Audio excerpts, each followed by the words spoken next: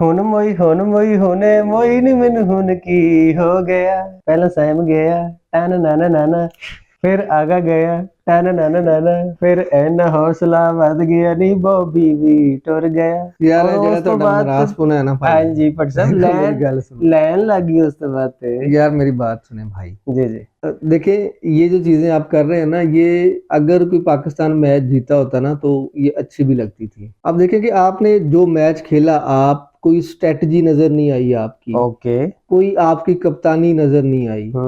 आज के मैच में सिर्फ अगर कोई फर्क था ना, वो कप्तानी का फर्क था। हाँ जी एक तरफ कप्तानी थी हैरी ब्रूक की और दूसरी तरफ कप्तानी थी घटिया बंदे की। सिर्फ ये कप्तानी का फर्क था आज के मैच में। आगा जी उठो अब कूच करो। मतलब आप देख लो, इंडिया का मैच देख लो और पाकिस्तान का ये जो इंग्लैंड के साथ खेला हुआ आज का मैच ये देख लो। दोनों मैच जो है ना, ये आपकी नालायकी की वजह से हारे हैं, तगड़दम। वरना ये दोनों मैच जीत सकते थे आप। ओके मतलब आप ये देख लो कि जी, अभी हम बात सुन रहे थे ना शोएब अख्तर की।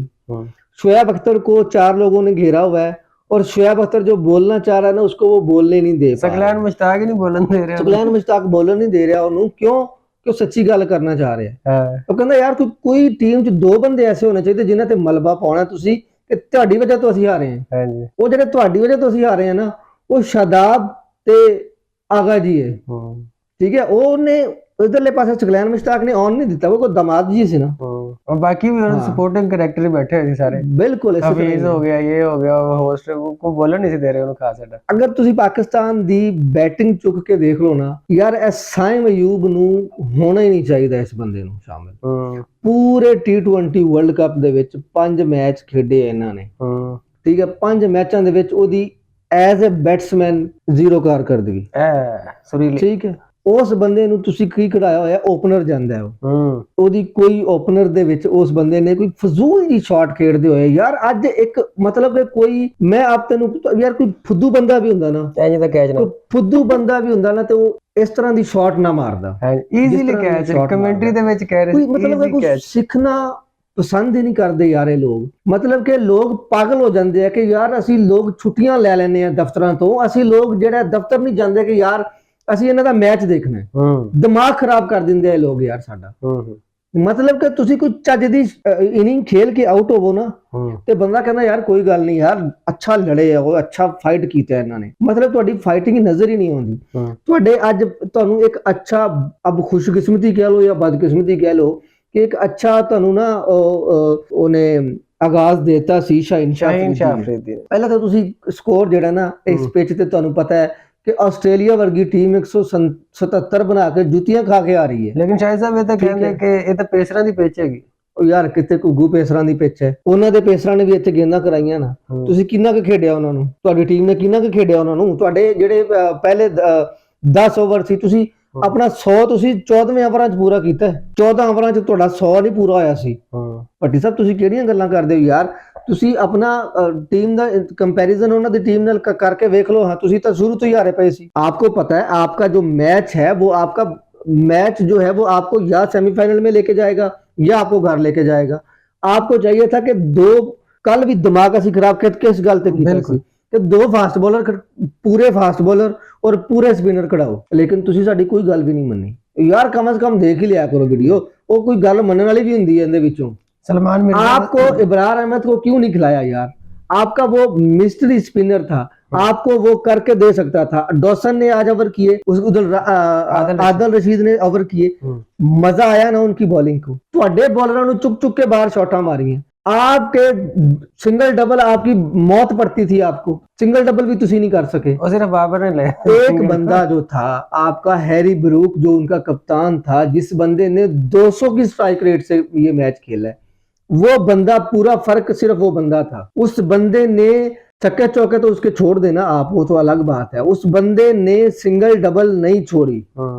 आपकी फील्डिंग की प्लेसमेंट जो थी वो इतनी, मैं कहता हूँ ना, गरीब क्रिकेट भी हो ना कोई कप्तान, तो उसकी इतनी घटिया फील्डिंग नहीं हो सकती जितनी घटिया फील्डिंग आपने सेट की हुई थी। कि मतलब कि पूरे ग्राउंड में आपके सिर्फ 2 फील्डर बाहर हैं और उनका बॉलर गेंद करता है तो आपका साइम अयूब की गेंद उधर ही जाती है जिधर उनका फील्डर खड़ा है, और उनके फील्डर को भागना नहीं पड़ता, उनके फील्डर के सर पे गेंद जाती है और वो कैच लेता है, इजी कैच। और आपके सारे फील्डर बाहर खड़े हुए हैं और आपकी गेंद, फिर भी आपका बॉलर गेंद करता है तो आपकी गेंद गैप में जाती है, चाहे वो स्लो भी है ना तो भाग के वो 2 स्कोर ले लेते हैं। मतलब कि कोई फील्डिंग की कोई स्ट्रेटजी होती है, कोई सेंस नहीं यार, ये अजीब सेंसलेस कप्तान है ना ये, खुदा की कसम। इस बंदे ने अपने नंबर को ऊपर लेके आने के चक्कर में ना, इस बंदे ने कई लोगों का कैरियर खाया है, इस बंदे ने फखर जमान का कैरियर खाया है, इस बंदे ने,